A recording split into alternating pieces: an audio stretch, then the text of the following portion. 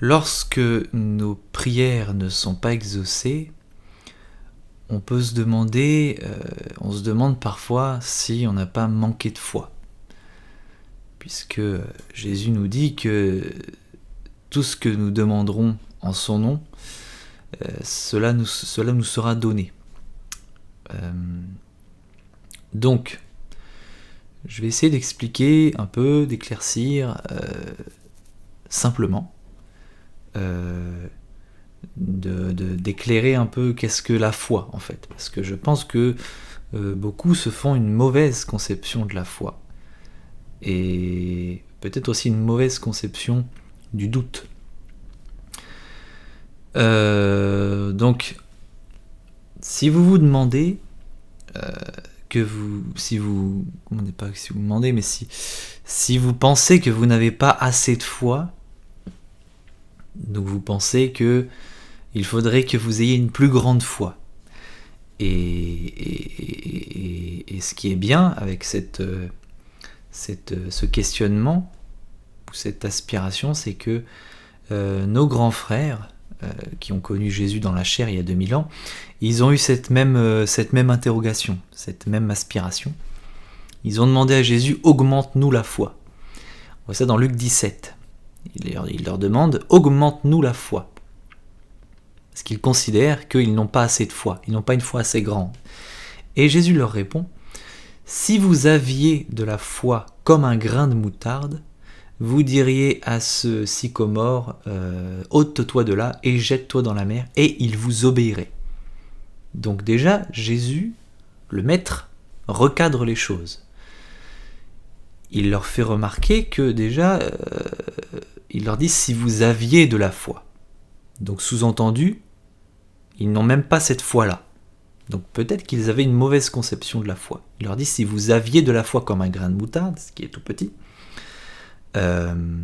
vous ordonneriez à cet arbre de bouger. Et il vous obéirait. Ce qui veut dire que le problème n'est pas la grandeur de la foi. Puisque quelqu'un qui a une toute petite foi, cela suffit pour commander, ordonner à un arbre de se jeter dans la mer. Donc il y a une notion déjà, donc Jésus déjà recadre ça. Donc premièrement, ce n'est pas la grandeur de la foi le problème.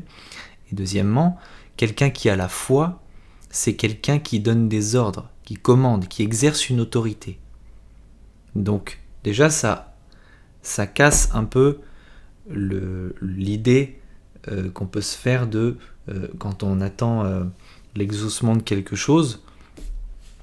Il y a certaines choses dont la volonté de Dieu est claire, elle a été manifestée en Jésus-Christ. On dit que le Fils de Dieu est descendu du ciel pour faire la volonté de son Père. Donc on sait que si on regarde comment Jésus a marché, on sait que ça reflète la volonté du Père. Donc il y a des choses comme ça sur lesquelles la volonté de Dieu est claire. Comme par exemple la maladie. La maladie, c'est l'exemple un peu que personnellement j'utilise le plus souvent parce que c'est un peu le plus concret, le plus facile mais ça marche pour tout. Ça marche pour, je sais pas, toute forme de ténèbres en fait. Toute forme de ténèbres qui tient captif quelqu'un, que ce soit une maladie, que ce soit une mentalité, que ce soit un démon, je sais pas, un esprit de, je sais pas, un état d'âme, des pensées suicidaires, ou vous voyez, toute forme de ténèbres en fait. Toute forme de ténèbres, Jésus a manifesté la volonté de Dieu face à ces choses-là, en exerçant une autorité sur ces choses-là. Il a parlé à la fièvre, il a commandé à la fièvre, il s'est adressé à la fièvre comme étant quelqu'un. Il a parlé même à la tempête. Quand il est dans la barque, les disciples sont en train de paniquer et lui il est en train de dormir. Les disciples disent mais le cri au secours, et Jésus, tout simplement, il commande à la tempête de se taire. Donc il y a une autorité, quelqu'un qui a la foi, un homme de foi est un homme qui exerce une autorité. Et c'est ce qui frappait le peuple qui entendait Jésus prêcher, c'est qu'ils étaient étonnés, ils étaient frappés de sa doctrine, on dit, parce qu'il parlait non pas comme les scribes, mais il parlait comme ayant autorité. Et c'est quelque chose qui frappait les gens. C'est là que Jésus a démontré un style de vie particulier. C'est qu'il marchait comme quelqu'un qui exerçait une autorité.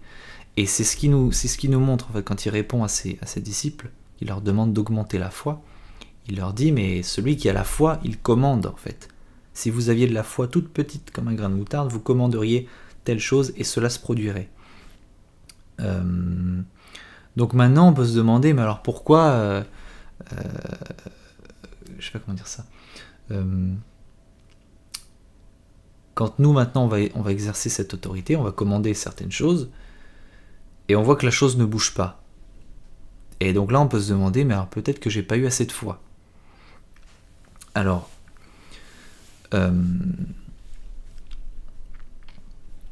d'abord, on est appelé à marcher par la foi et non par la vue.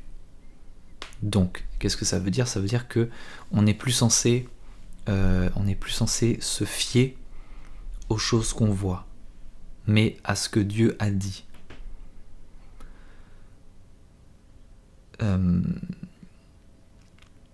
Jésus a ordonné, a commandé à ses disciples de guérir les malades. Donc, ce n'est plus, il n'est plus de question de est-ce que Dieu va faire ou pas. C'est une responsabilité qui a été donnée à ses disciples. Il leur a dit guérissez les malades. Donc, ce qui veut dire que déjà, on a cette assurance que la volonté de Dieu est claire face à ces choses-là, c'est que ces choses-là ne demeurent pas. Et nous sommes là pour chasser ces choses-là. Maintenant, qu'est-ce qui se passe ? Si cette chose-là ne bouge pas quand j'ai commandé, quand j'ai posé la main, eh ben, la seule chose qu'on a à faire, déjà, c'est premièrement de fermer sa bouche. Ça dépend dans quel sens. On est tenté de dire, évidemment, ça n'a pas marché, je n'ai pas été exaucé, il ne s'est rien passé. Et ça, déjà, le simple fait de constater ça, de parler cette chose-là, c'est comme si on annulait, en fait, le décret qu'on vient de poser juste avant. Et c'est là le doute. C'est là le vrai doute, en fait. Le doute, c'est pas un problème d'avoir des doutes, de ressentir des doutes, de se demander est-ce que ça va marcher ou pas.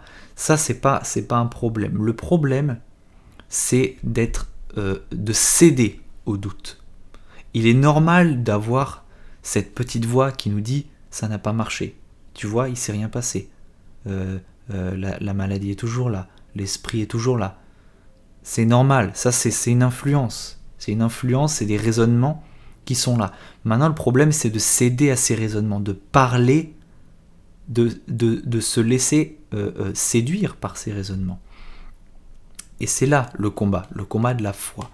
C'est-à-dire que je peux avoir, en fait, quand je prends position contre une forme de ténèbres, il y a deux pensées qui vont s'affronter. Il y a la pensée de cette chose-là doit partir, et il y a l'autre pensée qui dit mais regarde, ça ne marche pas, rien n'a bougé. Et là maintenant le combat, c'est de se comporter, de parler, de se comporter, d'agir selon la voie qui nous a fait poser la main au départ, qui nous a fait prendre position. C'est là le combat. Le problème n'est pas d'avoir des questionnements, le problème c'est que ces questionnements-là dominent en fait. Et c'est là en fait tout le combat, c'est que le problème n'est pas du tout la grandeur de la foi, le problème c'est la fermeté de cette foi. C'est ma fermeté à moi dans cette direction. C'est-à-dire que je peux avoir toutes les voix qui viennent me parasiter, mais il faut que la voix qui m'a poussé à prendre position contre cette ténèbre, il faut que cette voix-là, ce soit celle-là qui domine, ce soit celle-là qui prenne le dessus sur toutes les autres, et ce soit celle-là qui me fasse parler, que ce soit celle-là qui me fasse bouger. Et si je me repose sur cette voix, alors peu importe ce que je vois, peu importe ce que je constate avec mes yeux, avec mes sens charnels, je ne change pas de position. je reste. Parce qu'en fait, on n'a pas le choix au final. C'est soit je tiens ferme dans la foi, peu importe ce que je vois, soit je subis en fait. Et c'est tout là le combat. Donc vraiment, voilà. Donc en fait, pour résumer simplement, la foi n'a pas besoin d'être grande. La foi aussi, la foi n'est pas de l'ordre du ressenti, n'est pas de l'ordre de j'ai très confiance, je ressens pleinement. C'est pas du tout. C'est vraiment un savoir en fait. C'est une assurance qui dépasse justement les sensations, qui dépasse la crainte que je peux ressentir ou le doute. C'est vraiment quelque chose qui prend le dessus et qui est de l'ordre d'un savoir en fait, de quelque chose dont je suis certain, qui est la révélation de la parole de Dieu. Et c'est vraiment et voilà. Et ça aussi, c'est que on peut pas forcer la foi, on peut pas faire semblant. On peut essayer de mimer une espèce d'assurance, mais si la parole n'est pas réellement à la première place dans mon cœur, bah ce semblant va pas demeurer en fait. C'est pour ça que la première chose à faire, c'est de se fonder dans la parole. C'est de se fonder dans la parole, que ça soit une assurance et une évidence en fait.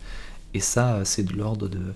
Ça, c'est notre travail de travail entre guillemets, de relation intime en fait avec la parole, que cette parole et c'est dans cette position là que c'est dans cette direction là qu'on demande en fait, qu'on demande à Dieu. On ne demande pas à Dieu de chasser une maladie ou une quelconque forme de thème, c'est à nous de chasser ces choses là en son nom. Maintenant, je m'adresse à Dieu pour demander. Ça va être dans ma relation personnelle avec lui.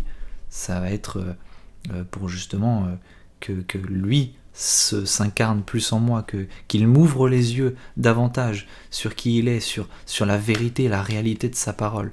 C'est dans cette direction-là que je vais m'adresser à Dieu comme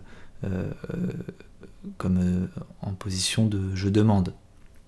Mais face à un obstacle à la lumière, un obstacle à la vie, un obstacle au pardon, un obstacle à tout ce qui est céleste en fait, un obstacle à tout ce qui est Dieu, c'est à moi de prendre position au nom de Jésus, au nom de Dieu, en son nom, parce qu'il m'a confié cette autorité en tant que fils, en tant qu'enfant de Dieu. En tant que fils, je dois parler comme mon père en fait. Je dois refléter le Père, je dois parler comme mon Père, je dois marcher comme mon Père. C'est ce que Jésus a fait. Et ce que Jésus a fait, il a marché selon ce qu'il connaissait du Père. Et c'est pour ça que ça c'est une base de discernement qui est fondamentale pour savoir qui est Dieu, qu'est-ce que Dieu veut, qu'est-ce que Dieu dit. Parce que y a beaucoup de choses qui nous comment dire, il y a beaucoup de choses qui peuvent nous faire douter de son amour, de sa bonne volonté. Même dans la Bible même, quand on va voir dans l'Ancien Testament, on va voir des trucs bizarres, des trucs un peu durs. Mais ce qu'on sait, c'est que l'Ancien Testament est voilé et qu'il n'a été révélé qu'en Jésus-Christ. Et nous savons que Jésus-Christ est la pleine manifestation de la volonté de Dieu. Il est l'image de Dieu. Je regarde Jésus, je vois le Père. Je vois qui est Dieu. Et j'ai un frère qui a partagé cette pensée il n'y a pas longtemps que j'ai trouvé très pertinente. On nous dit dans les Proverbes, je crois, ou non, c'est Jésus qui dit ça, je crois, que la bouche parle de l'abondance du cœur. Ça veut dire que ce qu'il y a dans mon cœur, c'est ce que je vais parler. Ce qui règne dans mon cœur, c'est ce que je vais parler. Donc si Jésus est la parole de Dieu, ça veut dire qu'il est l'abondance du cœur de Dieu.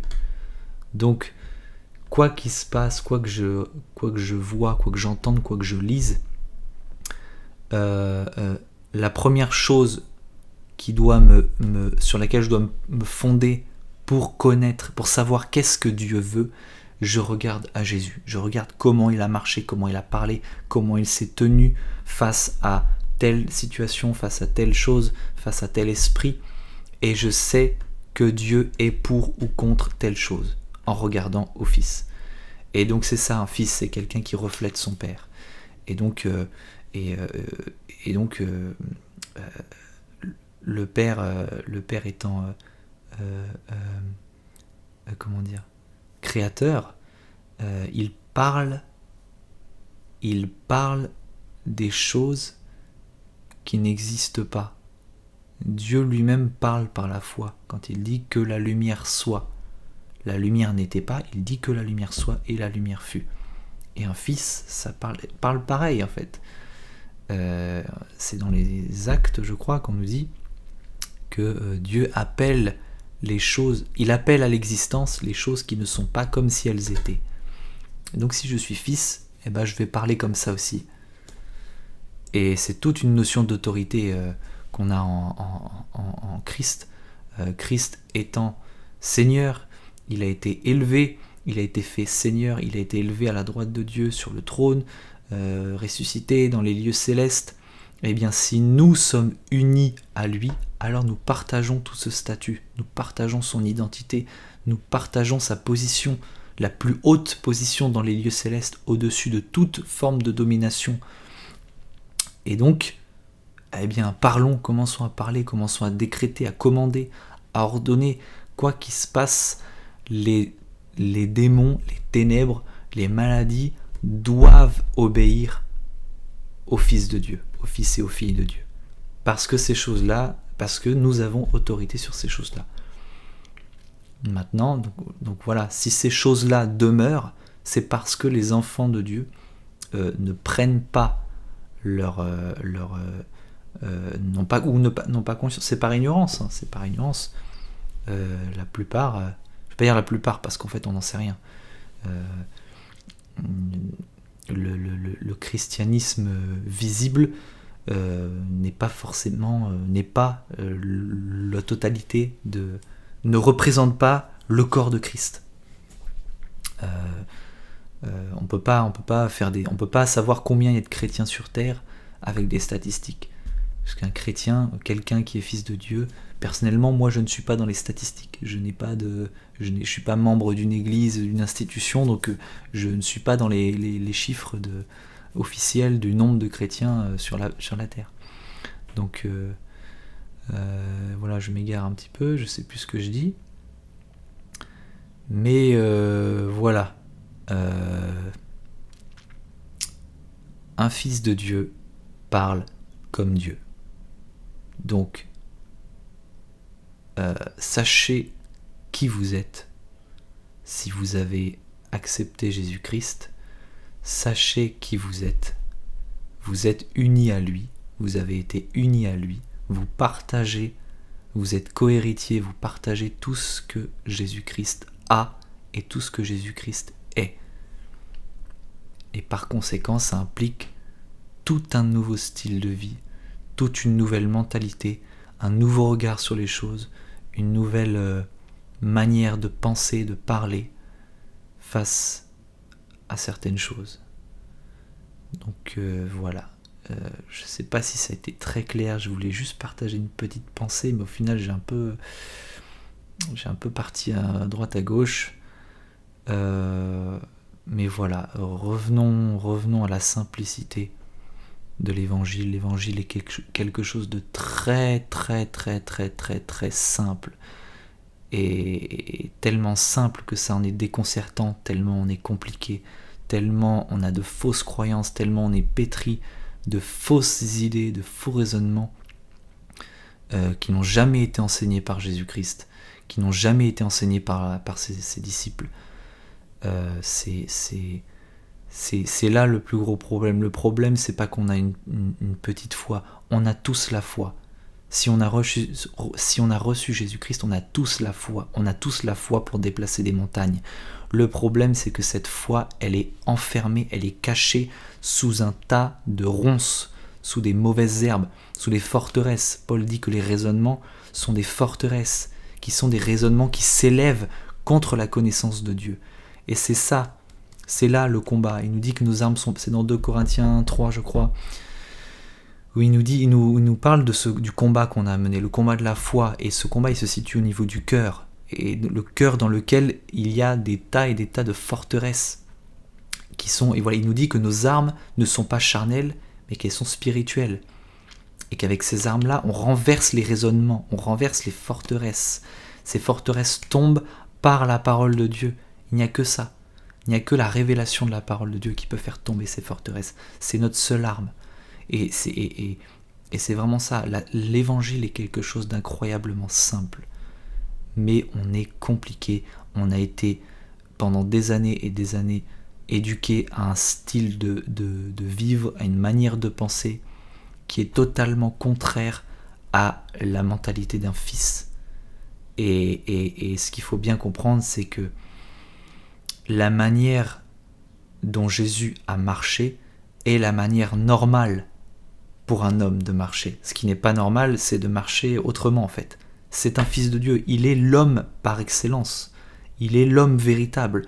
Un homme normal, c'est un homme comme Jésus. Et voilà. C'est la norme. Jésus-Christ est la norme. On doit vraiment renouveler complètement notre mentalité. Renouvellement de l'intelligence dans Romains 12.2. C'est un renversement complet de notre mentalité. Voilà. Simplicité, autorité, et voilà, j'ai essayé de dire quelque chose de stylé, mais j'ai pas de troisième mot. Simplicité, autorité, et je ne sais pas, je vais m'arrêter là. Je vous remercie de m'avoir écouté, j'espère que c'était pas trop brouillon, que voilà, je ne sais pas faire de conclusion. Merci, bonne journée, bonne soirée, gardez la foi, soyez simple et croyez. Merci.